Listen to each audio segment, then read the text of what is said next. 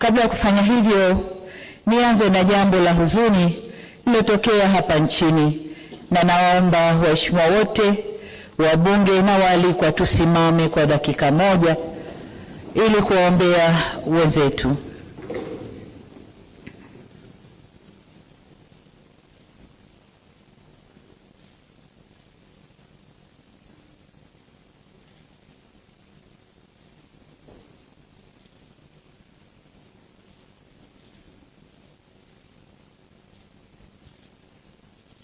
Waheshimiwa, tukae, tumwombe Mwenyezi Mungu aziweke roho za waliopoteza maisha kwenye vurugu zilizotokea tarehe 29 siku ya uchaguzi hapa nchini kwetu. Mungu awape malazi mema ya amani, amin. Mimi binafsi, waheshimiwa wabunge, nimehuzunishwa sana na tukio lile.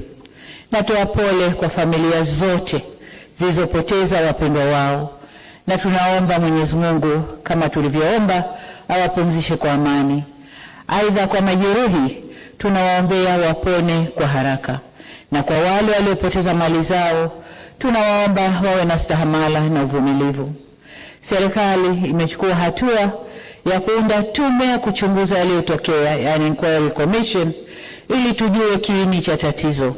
Taarifa hiyo itatuongoza kujielekeza kwenye mazungumzo ya kuleta maelewano na amani.